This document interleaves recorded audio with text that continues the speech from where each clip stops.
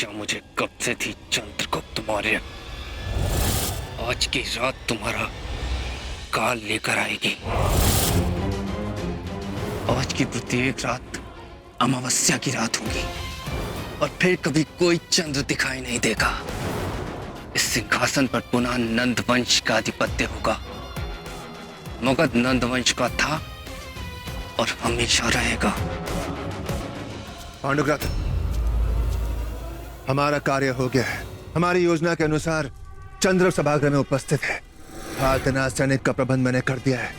तुम निश्चिंत होकर वहां जाओ और चंद्रगुप्त मौर्य का नाम मगध की पुस्तकों से हमेशा हमेशा के लिए मिटा दो।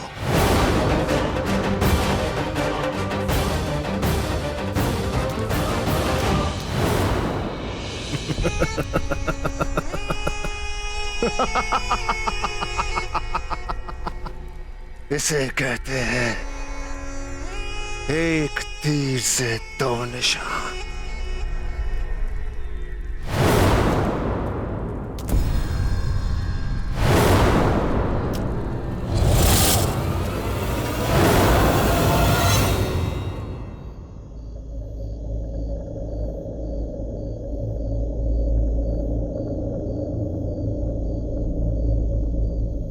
अरे जीजी, आप यहाँ यहाँ क्या कर रही हो?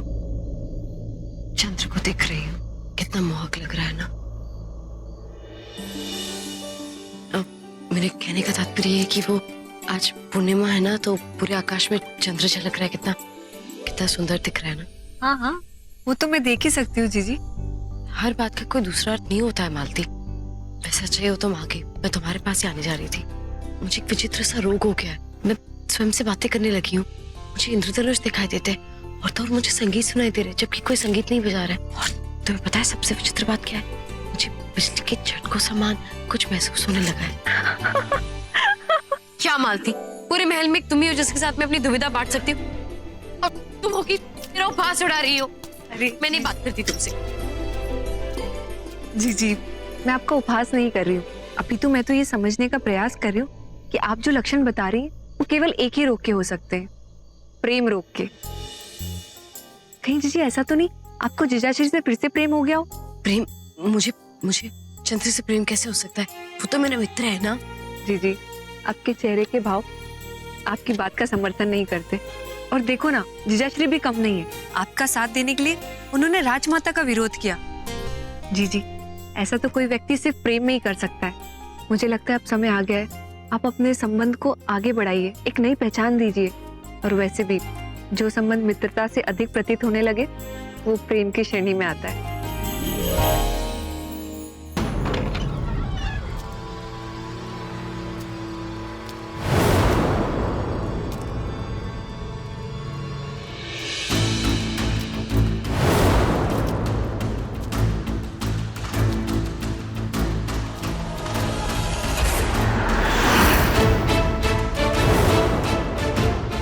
क्षत्रिय कभी पीठ पीछे वार नहीं करता, किंतु आज तुम्हें समाप्त करने के लिए मैं इस संसार का हर नियम तोड़ने को तत्पर हूं।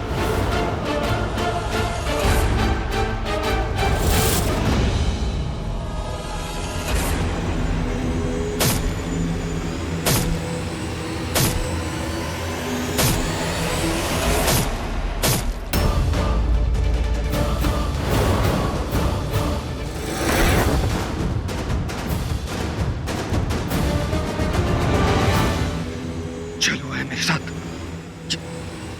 ये चंद्र नहीं है।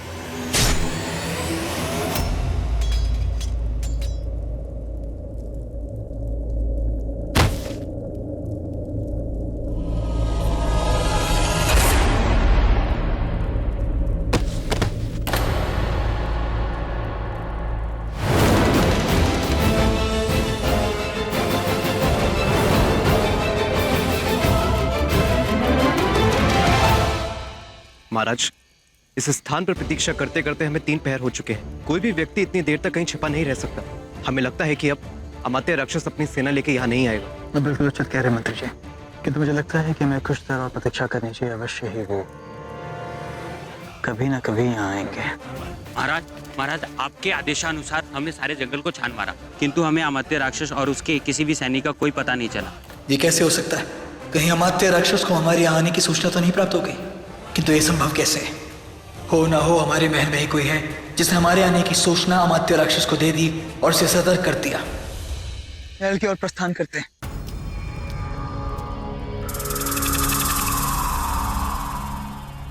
राजमाता, अच्छा हुआ आपने इस दुष्ट को मार दिया, नहीं तो मौर्य वंश संकट में पड़ जाता। इसके प्राण लेकर मैंने कोई भूल नहीं की, मुझे कोई दुख नहीं होगा।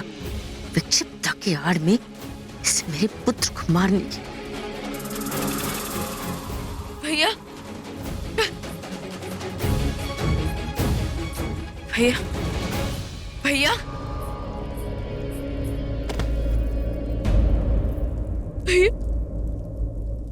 भैया क्या क्या राजमाता? आपने मेरे अबोध भाई की हत्या कर दी।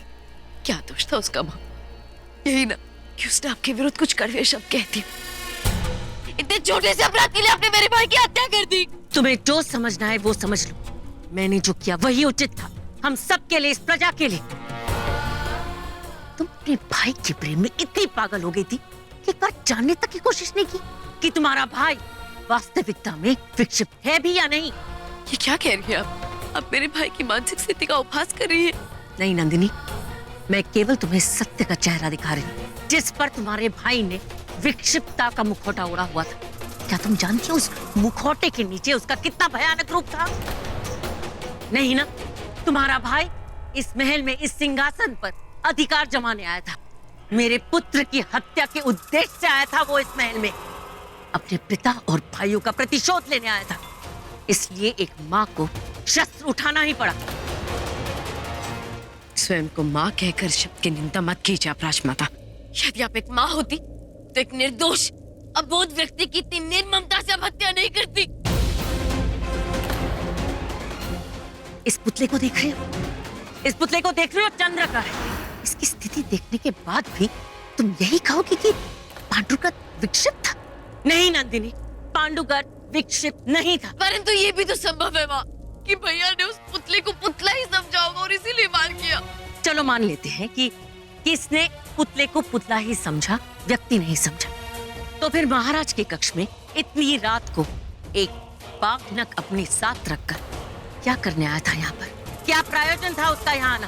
बाघनक एक प्रशस्त योद्धा ही उपयोग कर सकते हैं। भैया चंद्र को अपना मित्र मानते थे, उन्हें अपने प्राणों से भी अधिक प्रेम करते थे। ये पूरा महल जानता था। वो चंद्र को हानि क्यों पहुंचाना चाहेंगे?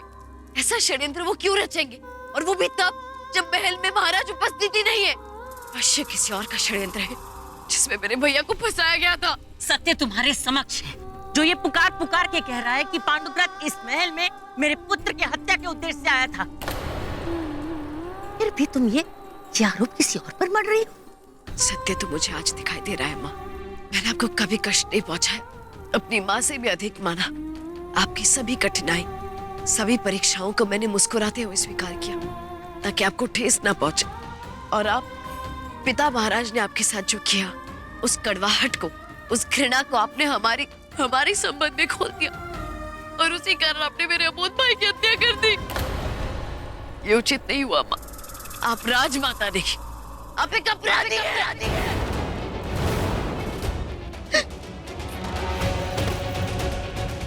भैया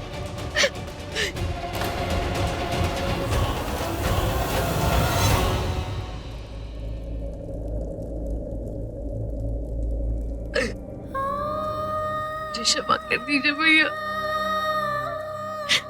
कि मैंने आपकी रक्षा नहीं की।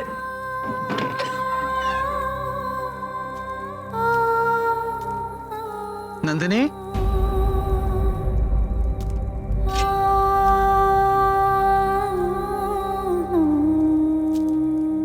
नंदिनी,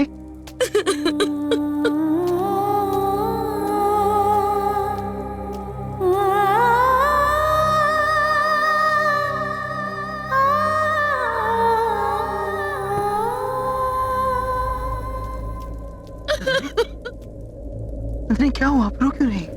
क्या हुआ? नंदिनी क्या हुआ? नंदिनी बात क्या बताइए? सब समाप्त हो गया चंद्र। तो बात क्या हुई है बताइए नंदिनी। मार दिया मेरे भैया की हत्या कर दी चंद्र।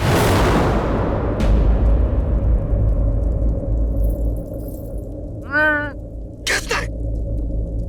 मैंने आपके भाई को बेटा दिया था तो किस में इतना साहस हो गया जिसने उसकी हत्या कर दी?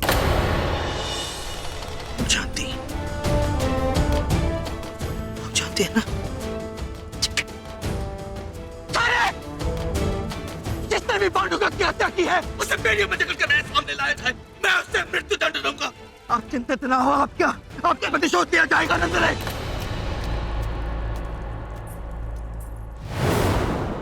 हे प्रभु, चंद्र बहुत क्रोधित है। उन्हें तो अब तक ज्ञात भी नहीं कि माही वो व्यक्ति है जिन्होंने पांडुकृत भैया की हत्या की। नहीं, मुझे अनर्थ रुकना ही होगा। राजमाता, महाराज का आदेश है कि आपको बेड़ियों में बांधकर दरबार में प्रस्तुत किया जाए, क्योंकि आपने नंद पुत्र पांडुगर्त की हत्या की है। क्षमा कीजिएगा राजमाता, किंतु हमें महाराज के दिए गए आदेश का पालन करना होगा।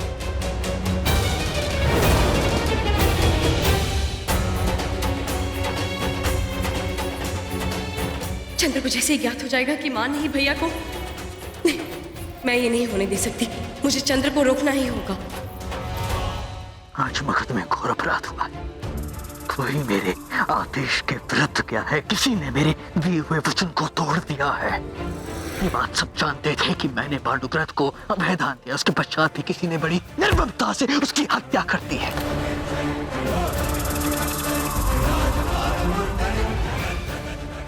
मैं भी देखना चाहूंगा। मैं चाहूंगा अंततः ऐसा कौन है वो जिसमें इतना साहस आ गया। आज मेरे सामने लाया जाए।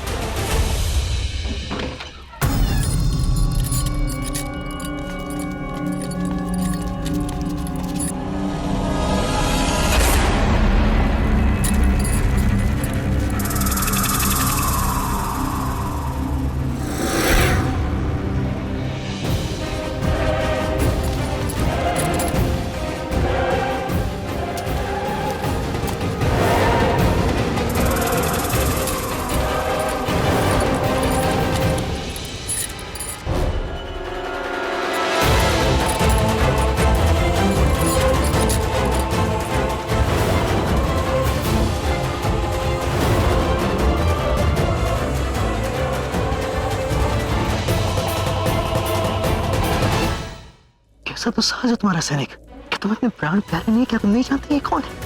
ये माँ है मेरी, ये मगध की राजमाता है और तुम इन्हें बेड़ियों में जकड़ कर मेरे सामने लाए हो। इसमें इनका कोई दोष नहीं है। ये सही व्यक्ति को लेकर आए, क्योंकि वो मैं ही हूँ जिसने पांडुकृत की हत्या की है।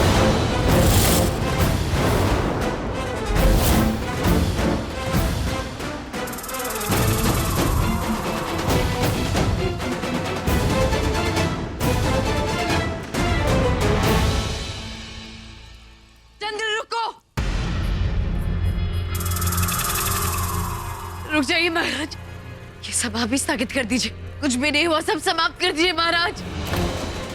आपसे विनती करती हूँ महाराज, यदि ऐसा नहीं हुआ तो अनर्थ हो जाएगा, अनर्थ हो जाएगा महाराज। नहीं महाराज, सभा को जारी रखिए। मैं स्वीकार करती हूँ कि मैंने पांडुकृत की हत्या की है। मैं आपके वचन के परे जाकर पांडुकृत के शरीर से उसके सर को अलग कर दिया। अब आपका क्या निर्णय है? मगध नरेश महाराज चंद्रगुप्त का क्या आदेश है? मृत्युदंड? मृत्युदंड देना चाहते हैं ना आप दोषी को? तो आज अपने माँ को इस अपराध के लिए आप मृत्युदंड देंगे? नहीं नहीं चंद्र, मैं विनती करती हूँ, रुक जाइए चंद्र, रुक जाइए।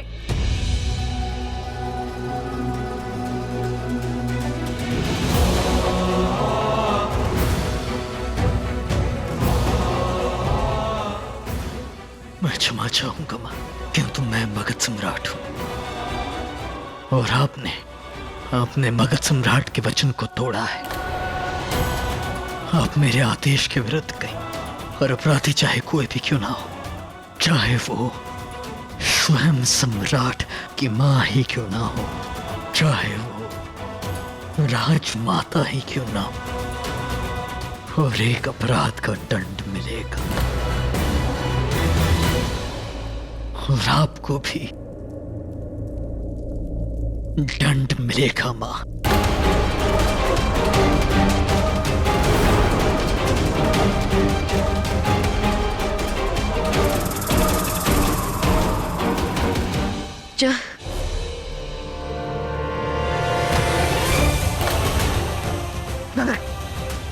नहीं, कोई बेटी को बुलाओ।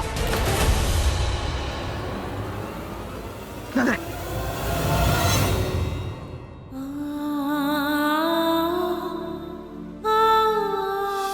आज माता ही क्यों ना हो, हर एक अपराध का दंड मिलेगा।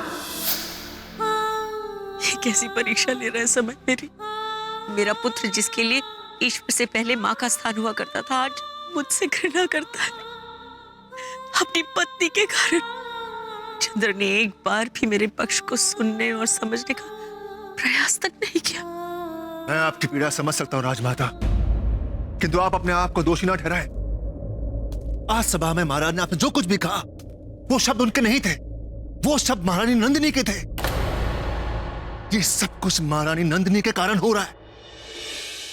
आप चिंता मत कीजिए, जब तक मैं जीवित हूं आपको कुछ नहीं होगा। मैं छाया का पति होने के साथ साथ आपका पुत्र भी हूं। मैं आपकी सहायता करूंगा। मैं आपको इस महल से बहुत दूर ले जाऊंगा।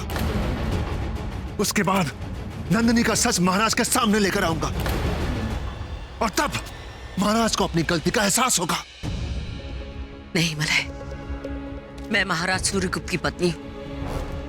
इस पूरे राज्य की प्रजा मुझे राजमाता कहकर बुलाती है। मैं दुर्बल नहीं हूं। मौर्य वंश की स्त्रियां अपने आत्मसम्मान के लिए अपने प्राण तक त्याग देती है, पलायन तो कभी नहीं करती। परंतु राजमाता, मुझे अब किसी की आवश्यकता नहीं है। मुझे ज्ञात है कि मुझे क्या करना है और कैसे करना है।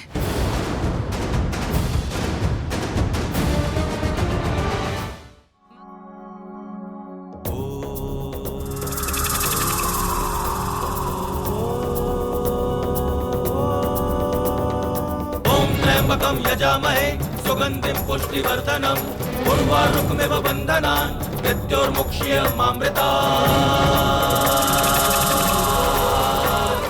ॐ त्र्यंबकं यजामहे सुगंधिं पुष्टिवर्धनम् उर्वारुकमिव बन्धनान् मृत्योर्मुक्ष्यमामृतात्।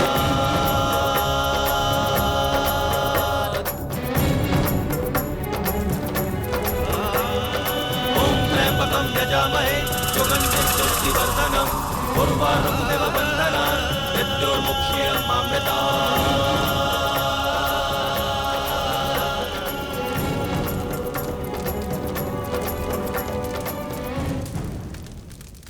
क्या कहा था तुमने? क्या कहा था कि मैं राजा बनने योग्य नहीं हूं? देखो पांडुव्रत, देखो, आज तुम इस मृत्यु की शैया पर लेटे हुए हो, और किसी को इस बात की भनक तक नहीं है कि तुम्हारी मृत्यु मेरी ही योजना का एक हिस्सा था।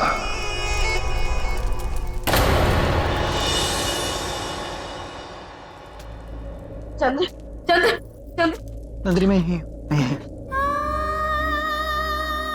चंद्र, मुझे ज्ञात है कि माँ ने पांडुव्रत भैया की हत्या की, परंतु यदि उन्हें इस अपराध के लिए मृत्युदंड मिला तो एक और अनर्थ हो जाएगा। चंद्र, मैं मानती हूँ कि मैंने आपसे पांडुव्रत भैया के जीवन के लिए अभयदान का वचन मांगा था। आज वही वचन मैं आपसे स्वयं वापस लेती हूँ। चंद्र, अपने परिवार को खो देने के पश्चात आज मैंने अपने भाई को भी खो दिया। चंद्र, कदाचित मैं आपको समझा नहीं पाऊंगी। चंद्र, वो आपकी माँ है। ये तो उचित और अनुचित के मध्य में है। इसे एक माँ और एक पुत्र का युद्ध मत बनने दीजिए, क्योंकि इस युद्ध में कोई विजय नहीं होगा और पराजय होगी अपने संबंधों की। ये युद्ध भी तो तुमने ही बनाया है नंदिनी।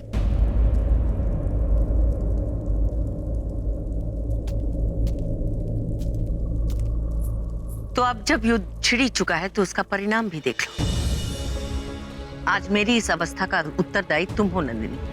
आज तुम्हारे कारण मेरा पुत्र मुझे सम्मान की दृष्टि से नहीं, अभी तो एक अपराधी की दृष्टि से देखता है। किंतु अब बस, मैं अब स्वयं अपने सम्मान के लिए लड़ूंगी। देखना बस यही है कि किसकी जीत होती है, मेरे आत्मसम्मान की या चंद्र के पत्नी प्रेम की। परंतु तो ठीक है, मैं आपके दंड को स्वीकार कर लेती हूँ, और उस दंड के लिए मैं क्षमा याचना भी नहीं मांगूंगी। मैं केवल इतना चाहती हूँ कि इस मुद्दे पर सभा में सुनवाई हो, और यदि हम सुनवाई के पश्चात निरपराध सिद्ध हुए, हमारी जो मनोकामना है वो को आपको पूर्ण करना होगा। कितना? मगध की राजमाता के तौर पे मुझे सुनवाई का पूरा अधिकार है। अब आप अपना निर्णय बताएं। क्या आपको हमारा प्रस्ताव स्वीकार है? जी, मुझे आपका प्रस्ताव स्वीकार है।